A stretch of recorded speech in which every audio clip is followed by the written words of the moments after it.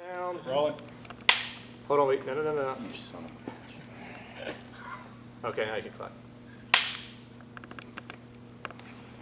Ready? Hello, my name is Rudy Reyes. I'm here today to represent my recon brothers and the brothers and sisters from other services because we are having some struggles now. Our veterans and their families, we're going through some struggles and some hard times. We've been in warfare for almost 15 years. I first went to war in Pakistan and Afghanistan in 2001. I was on the Marine Expeditionary Unit, and we were at sea with an ARG, an amphibious ready group. So when the towers fell, we were the first contingent of special operations capable personnel to go fight, locate, close with, and destroy, so on and so forth, right? So I was a young man, and it was the first time I'd been to combat, and it was really frightening because although I'd had 4 years of the most incredible skills and training and mentorship and leadership as a recon Marine, I'm a recon Marine, and I had all these capabilities. I'm a scout sniper, and a combat diver, a paratrooper, all of these things. I joined the military to fight for people that couldn't fight for themselves, but when it came down to killing, the first time killing, it was real hard for me. But of course, the thing that was even harder for me was to be ashamed that I did not do my job. So I could kill easier than I could handle shame from my teammates and from my superiors. So it started getting easier and easier for me, and as it would happen,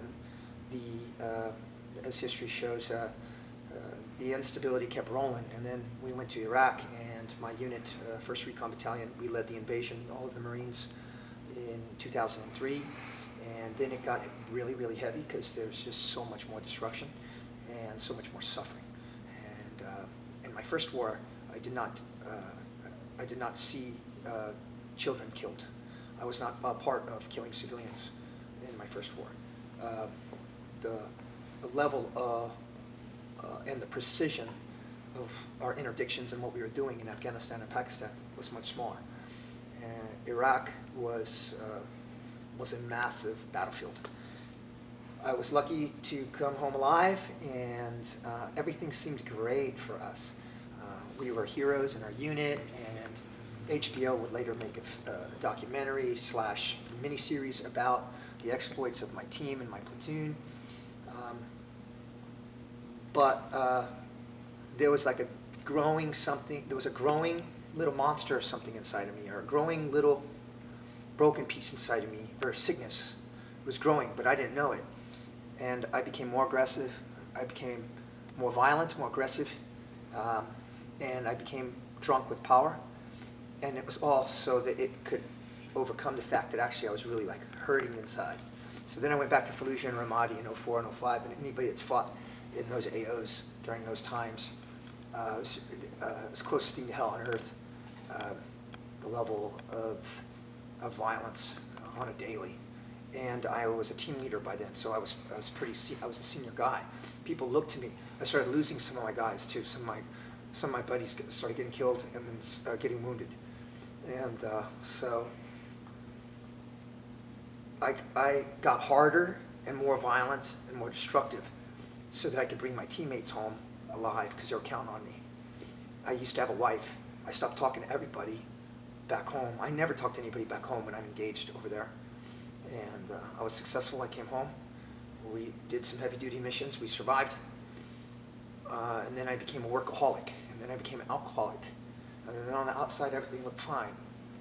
I had nobody to talk to, though. And so I just stayed with what I knew. Keep working harder. Be a military contractor. Work on fitness. Then I got into film and television. Hey, work on career and things like this. But inside, I was not well. And yet my community, my recon community and the Marine Corps thought I was so good. But inside, I was not.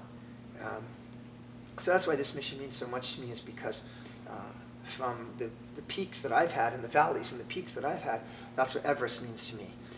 I think all of us, human beings and